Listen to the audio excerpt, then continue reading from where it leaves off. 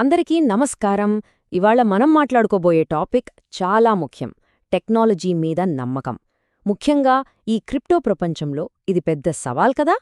మాటలతో కాదు, అసలైన టెక్నాలజీతో నమ్మకాన్ని ఎలా క్రియేట్ చేయొచ్చో ఇంటర్లింక్ ఉదాహరణతో చూద్దాం. ఇది మన ఆలోచించే విధానాన్నే మార్చేయొచ్చు. సరే, ఇక అసలు విషయంలోకి వద్దాం. మనలో చాలామందికి ఈ ఎక్స్పీరియన్స్ ఉంటుంది. ఫ్రీగా ఎయిర్ డ్రాప్ టోకన్స్ వస్తాయి, భలే హ్యాపీగా ఫీలవుతాం. కానీ కొన్ని రోజుల్లోనే వాటి ప్రైస్ 0 అయిపోతుంది. ఎందుకిలా? దాదాపు 90% ప్రాజెక్టులు ఎందుకిలాగే ఫెయిల్ అవుతున్నాయి? దీని వెనుకున్న అసలు కారణమేంటో ఇప్పుడు చూద్దాం. ఈరోజు మనం ఏం తెలుసుకోబోతున్నామంటే, ముందుగా ఈ ఫ్రీ టోకెన్స్ కథ ఎందుకు కంచికి వెళ్తోందో చూద్దాం. తర్వాత ఇంటర్లింక్ వాళ్ల దారి ఎందుకు వేరుగా ఉందో అర్థం చేసుకుందాం. ఆ తర్వాత ధర ఎలా స్టేబుల్గా ఉంటుంది, గవర్నమెంట్ రికగ్నిషన్, వాళ్ల ప్రోగ్రెస్ అన్నీ స్టెప్ బై స్టెప్ చూద్దాం. ఓకే, మొదటి పాయింట్, ఫ్రీ టోకెన్స్ ఎందుకు ఫెయిల్ అవుతున్నాయే?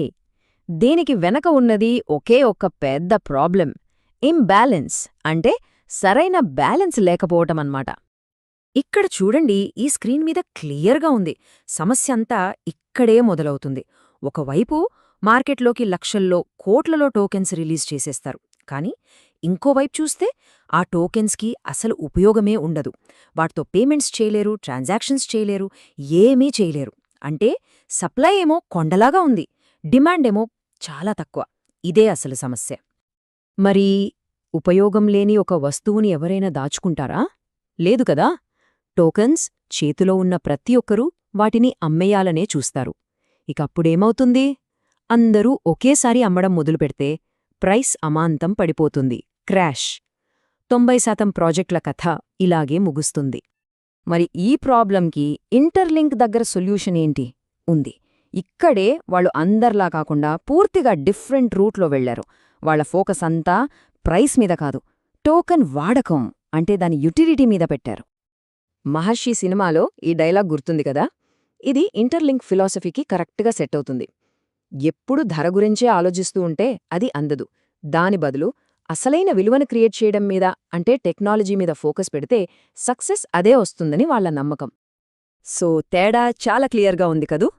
బయట మార్కెట్లో అందరూ ప్రైజ్ ఎంత అని అడుగుతుంటే, ఇంటర్లింక్ మాత్రం ఈ టోకెన్ను ఎలా వాడొచ్చు, దీని ఉపయోగమేంటి అని అడుగుతోంది. ఈ ఒక్క ప్రశ్నలోనే వాళ్ల లాంగ్ టర్మ్ విజన్కి బలమైన పునాది ఉంది.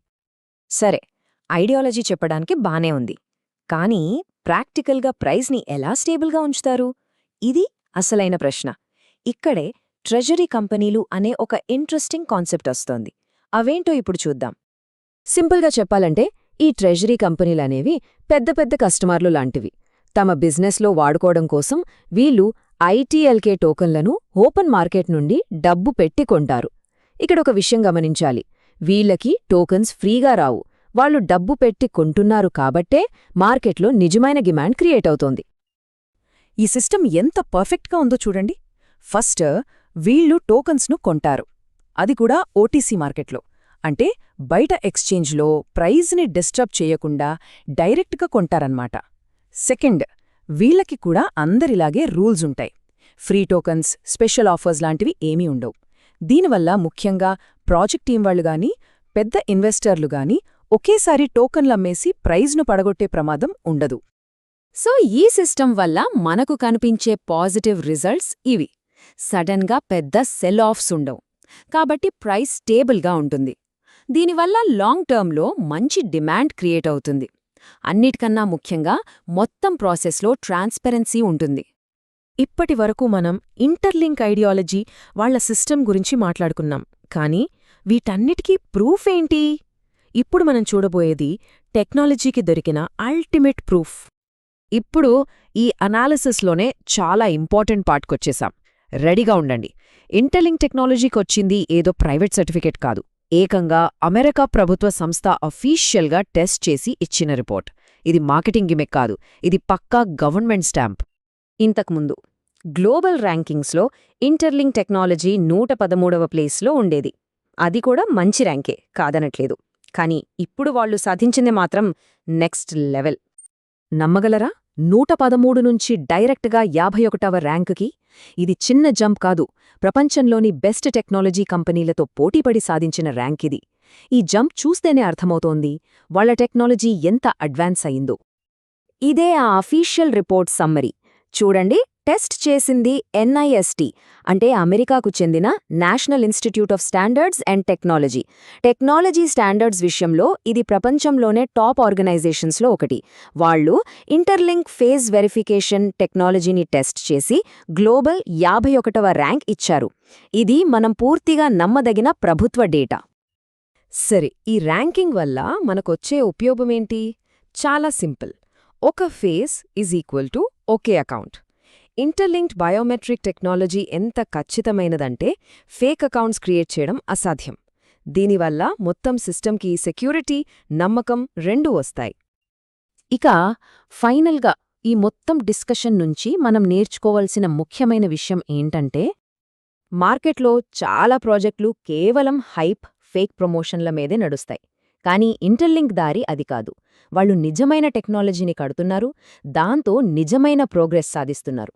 ఇదే అస్సలైన వ్యత్యాసం. కాబట్టి మన ముందు ఒక క్లియర్ చాయిస్ ఉంది. ఊరికే మాటల చెప్పేవాళ్లను, ప్రమోషన్స్ చేసేవాళ్లను నమ్ముదామా, లేక ఇలాంటి తిరుగులేని ప్రూఫ్స్ చూపిస్తున్న టెక్నాలజీని నమ్ముదామా? నిర్ణయం మనదే. ఈ అనాలిసిస్ అందరికీ ఒక కొత్త పర్స్పెక్టివ్ని ఇచ్చిందని అనుకుంటున్నాను. ఇలాంటి డీటెయిల్డ్ ఇన్ఫర్మేషన్ కోసం మన ఛానల్కు సబ్స్క్రైబ్ చేసుకోండి. ఈ విషయాన్ని ఫ్రెండ్స్తో కూడా షేర్ చేయండి. అలాగే గ్రూప్ మైనింగ్ అవకాశం గురించి తెలుసుకోవడం మిస్ అవ్వకండి. మళ్ళీ ఇంకో టాపిక్తో కలుద్దాం. ధన్యవాదాలు.